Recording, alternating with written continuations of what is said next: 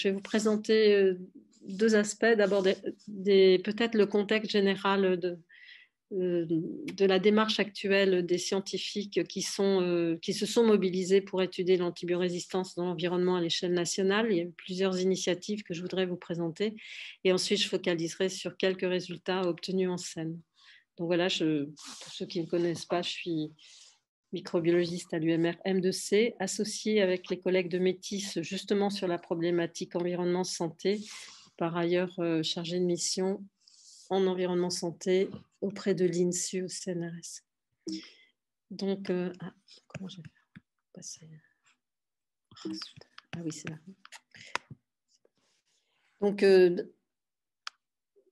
Donc là, tout de suite, parce que excusez-moi, je doute parce que je ne lis pas le haut de ma diapositive. Ce n'est pas grave. Donc, probablement, ça va rebooter avec les propos du collègue précédent. Donc, je vais essayer d'être complémentaire. Donc, déjà, en termes de prescription, aujourd'hui, il y a des travaux qui ont été faits à l'échelle européenne. C'est 70% pour les animaux, 30% pour l'homme. Ce qui est intéressant de savoir, c'est qu'à chaque fois qu'un antibiotique a été utilisé pour des usages médicaux, humains, voire vétérinaires, systématiquement, dans les années, ont développé des systèmes de résistance. Et dans les systèmes de résistance, on va juste s'intéresser à l'un d'entre eux. Je ne sais pas si vous voyez ma flèche. Les intégrons cliniques sont apparus en 89. Ces intégrons cliniques vont être utilisés comme proxy pour suivre l'antibiorésistance. Je vais vous en parler juste après. Mais pourquoi? C'est parce que c'est des gènes qui confèrent la multirésistance aux bactéries et qui posent des problèmes en milieu clinique. Donc, effectivement, il y a une modélisation qui a des projections extrêmement pessimistes pour les années modèles aujourd'hui, discutées parce que c'est des maladies, c'est souvent de la comorbidité. Il n'en demeure pas moins que la tendance est là. Et à quelques millions près, de toute façon, il va y avoir un problème d'échec thérapeutique lié à des bactéries tauto-résistantes, des bactéries pour lesquelles on n'aura plus d'arsenal en termes d'antibiotiques pour lutter. Donc, l'OMS avait fait plusieurs alertes et depuis 2014-2016 a vraiment demandé, interroger finalement la composante environnementale. Donc, j'ai essayé de faire rapide. Alors, depuis, il a été proposé une démarche One Health qui vous a été présentée tout à l'heure. Et dans cette démarche, on considère que la santé des trois compartiments hommes, animaux et environnement sont interdépendantes. Alors, ça veut dire quoi sur cette problématique de l'antibiorésistance? Effectivement, sur les animaux, il y a d'une part les animaux d'élevage où il y a une très forte pression de sélection. C'est une chose, ça. Puis il y a d'autre part les animaux de la faune sauvage pour lesquels on peut considérer qu'ils peuvent être vecteurs. Donc là, pour la partie animale, c'est deux problématiques différentes. Moi, je vais me concentrer sur l'environnement et plus particulièrement sur l'eau. Donc, pour faire une approche One Health, il faut que l'ensemble des scientifiques concernés, l'ensemble aussi des gestionnaires, s'accordent sur un même marqueur. Donc, il y a eu deux marqueurs qui ont été utilisés.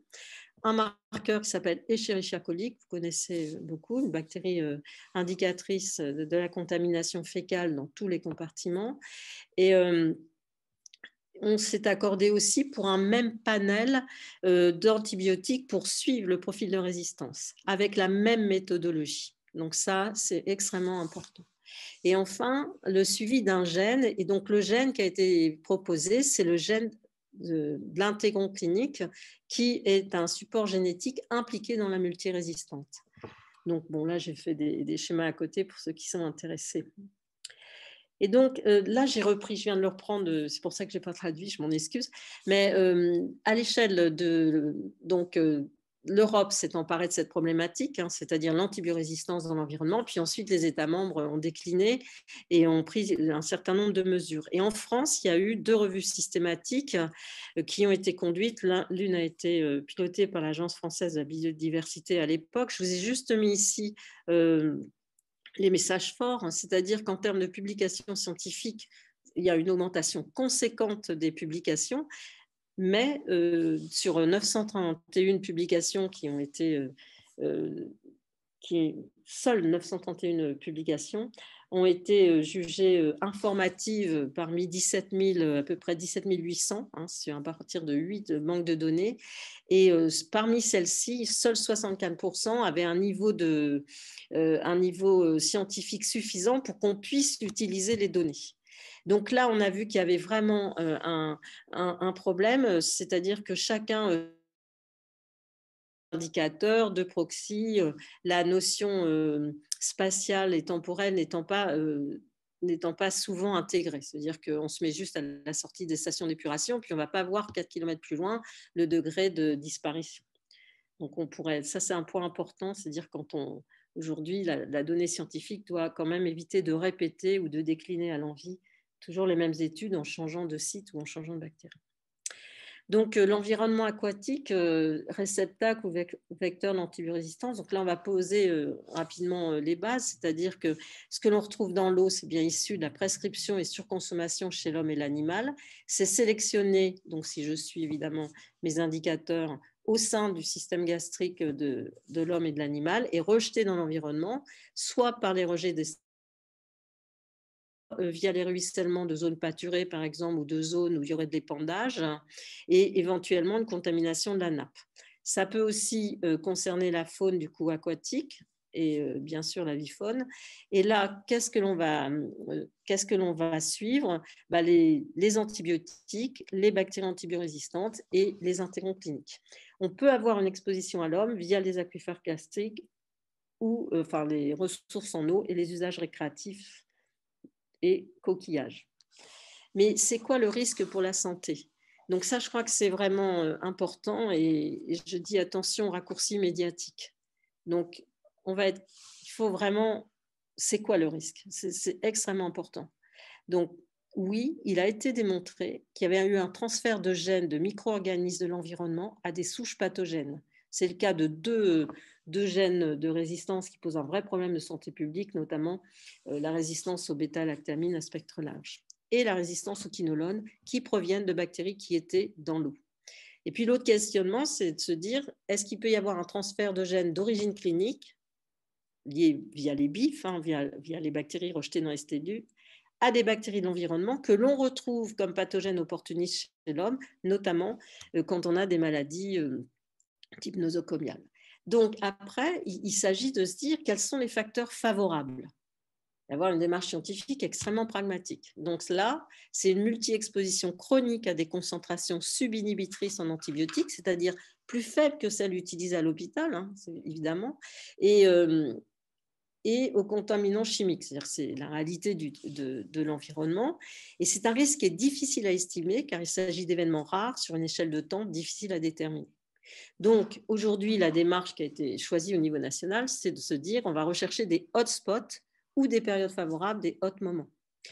Donc des hotspots, c'est quoi? C'est des sites qui sont liés souvent à l'urbanisation, des sites notamment, les rejets proches des stations d'épuration ou proches des exploitations animales intensives, où se combinent à la fois la présence de contaminants chimiques et des concentrations en antibiotiques qui seront forcément inférieures, hein, je rappelle, aux concentrations utilisées, en France et en Europe en tout cas, en concentration utilisée à des fins thérapeutiques, mais qui ont un rôle. Et puis, évidemment, se retrouver dans un endroit où il y a possiblement des transferts de gènes de résistance. Et pour ça, il faut qu'il y ait une concentration de bactéries suffisante, une densité au niveau de l'espace suffisante. Et donc là, ce sont les sédiments et les biofilms en milieu aquatique qui pourraient être des hotspots. Donc, je voudrais juste, comme je m'adresse à la comité de bassin Seine-Normandie, vous dire que sur la Seine, nous avons, en fonction justement des alertes de l'OMS, de la démarche qui a été déployée en France, à chaque fois, il y a eu une navette entre les projets scientifiques. Je ne sais pas si vous voyez ma flèche, mais il y a eu un rapport Carlet qui est vraiment important, dont l'Action 19 à laquelle on a participé. Je suis participée pour le milieu aquatique, mais des collègues y participaient justement pour la vie faune. Il avait été décidé de renforcer et connecter les réseaux de surveillance et de mettre en place des observatoires environnement santé. Et tous les projets, là je les avais listés dans le cadre d'un projet Pyrensen, ont alimenté ces données et cette réflexion. Et aujourd'hui, Donc, il y a eu, voici les revues systématiques ont été faites et celle de l'ANSES, je conclurai par celle de l'ANSES. Le site de la Seine vient d'être choisi comme un observatoire environnement-santé dans le cadre d'une démarche interinstitut au CNRS, notamment aussi pour la problématique de l'antibiorésistance. Et aujourd'hui, on va jusqu'à la faune sauvage, puisqu'il reste à l'ichthyofaune.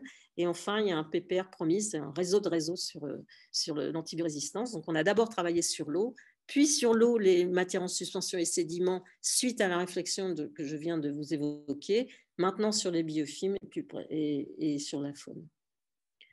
Donc, Florence Havès m'avait demandé de présenter quelques résultats. J'étais obligée de faire un choix, voilà, donc je vais traverser vite. Je ne présenterai pas les résultats obtenus dans le karst, voilà, mais il y en a. Il y a eu un gros projet en CES. J'ai mis le nom de tous les collègues, puisque là, il s'agit des travaux développés par un consortium Métis PHE M2C, puisqu'on s'est réunis. Et à savoir que le suivi je l'ai dit tout à l'heure, des proxys, notamment des interventions cliniques, est l'objet d'une intercalibration, notamment avec les collègues de l'INSERM Limoges. Je vais essayer de vous faire des spots. Je regarde l'heure. Et donc là, donc sur dans ce bassin versant, ce qu'avait montré déjà l'équipe de Pierre Servet, qui nous a quittés cette année, c'est qu'on avait en gros l'abondance en bactéries fécales antibiorésistantes reflète le niveau d'anthropisation du bassin versant.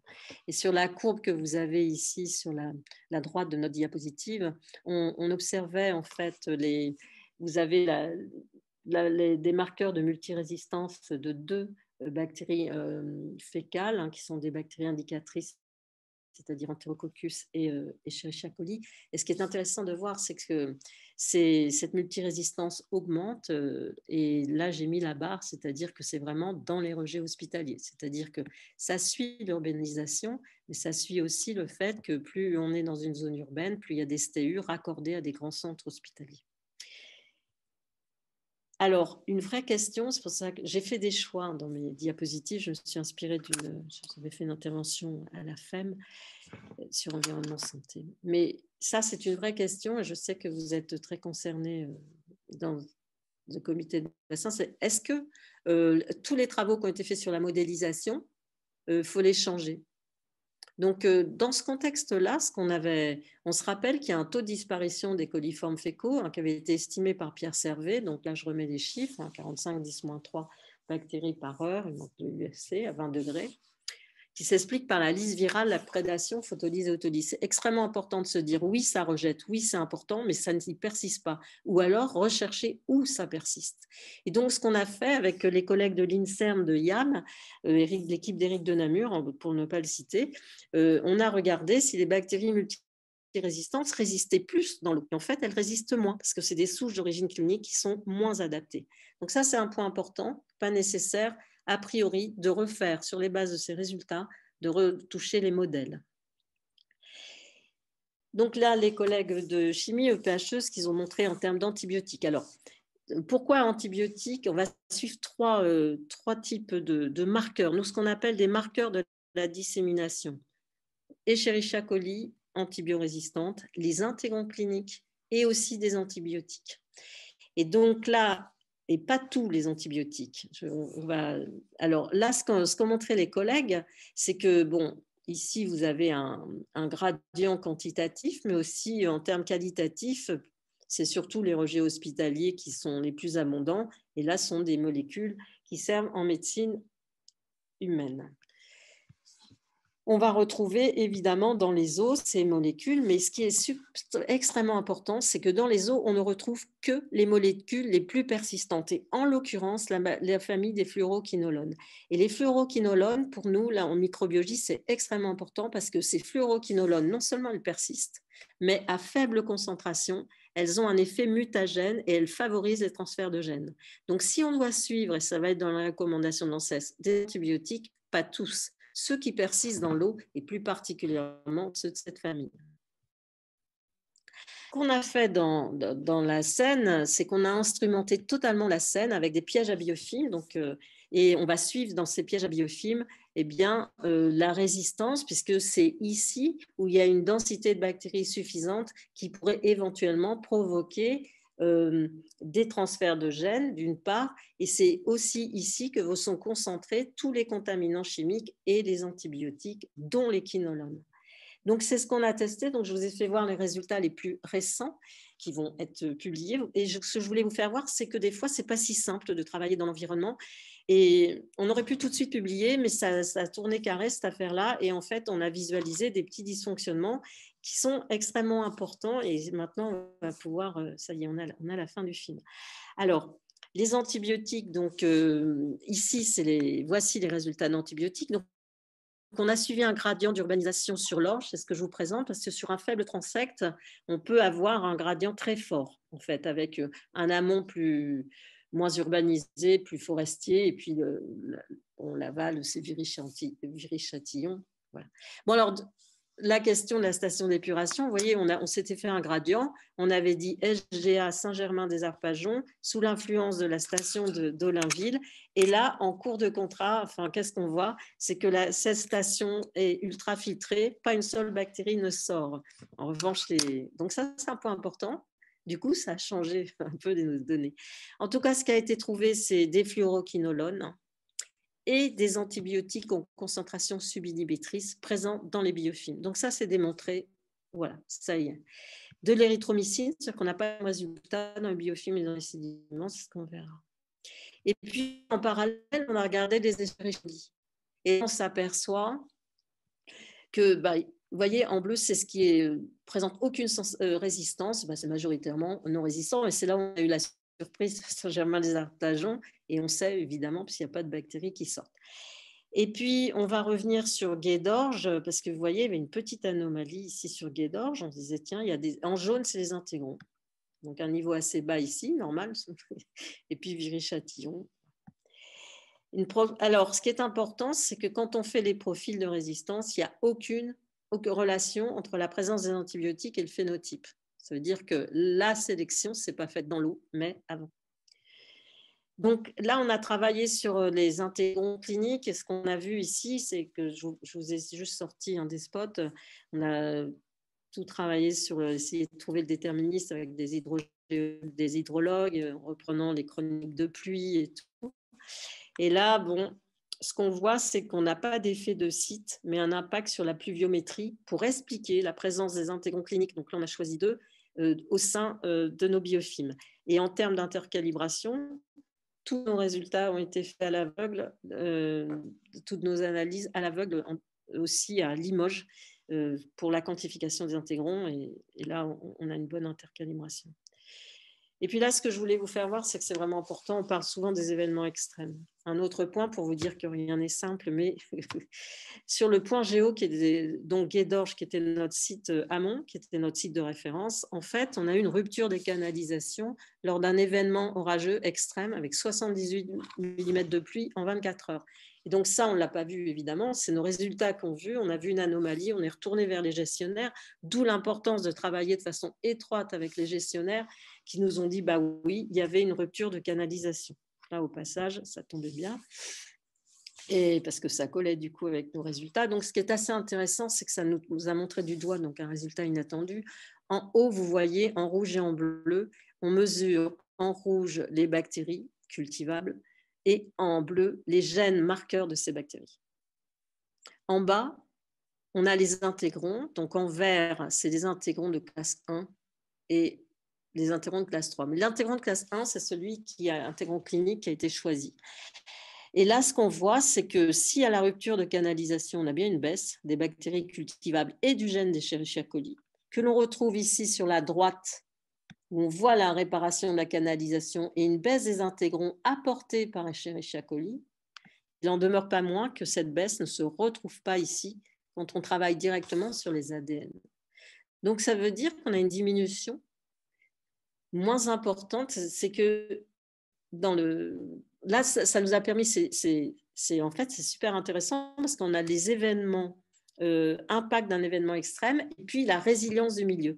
Et en fait, clairement, il y a un apport d'intégrons cliniques qui doit venir d'autres bactéries Donc ça, c'est connu dans la littérature. Donc il faut peut-être repenser finement quel est le proxy qu'on va choisir dans l'eau. On va toujours garder le proxy OneHealth, mais il va falloir qu'on travaille cet aspect-là.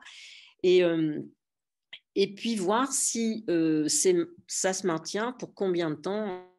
Voilà, c'est un point important. Donc là, je vois que j'ai dépassé, mais je vais aller vite. Donc après, on est allé dans les sédiments. Dans les sédiments, là, par contre, notre station d'épuration ne filtre pas les molécules. On retrouve ici, on ne retrouve pas le gradient amont-aval, parce que là, il y a clairement eu soit des réaménagements, soit un événement climatique qui fait que ça a remobilisé les sédiments, parce que là, on était en sédiments, pas les sédiments dans l'eau volontairement, des sédiments qui se déposaient. On a retrouvé des fluoroquinolones aux concentrations subinhibitrices, mais les bactéries, là encore, pas de relation entre la contamination en ATB et les phénotypes de résistance. Donc là, je vais aller plus vite. Maintenant, une fois que c'est dans les sédiments, est-ce que ça se maintient dans les sédiments? Donc, on a une carotte historique qui a été prélevée en Seine et dont l'avantage, il y a très longtemps, mais on l'avait congelée, cette carotte. Donc, on a pu retravailler d'où l'intérêt au passage de bancariser les sédiments. Donc, on a pu retravailler. Donc, en 2021, les collègues de l'EPHE Métis ont fait le dosage des antibiotiques. On retrouve ici donc les antibiotiques persistants, les fluoroquinolones, les sulfatométhoxazone, triméthoprim, donc ça persiste. On retrouve le pic qui correspond à l'autorisation de prescription, ici indiqué avec les étoiles.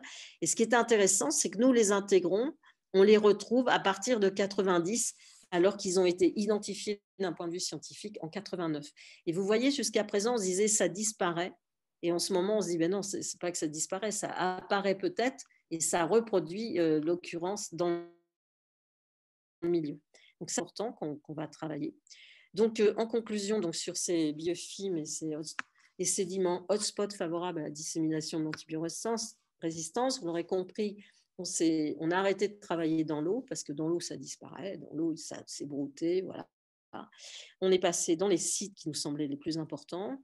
Donc, les points importants aujourd'hui, c'est le seuil limite de résilience. Ce qu'on a vu à Guédorges, c'était inattendu, mais ça nous a vraiment informés.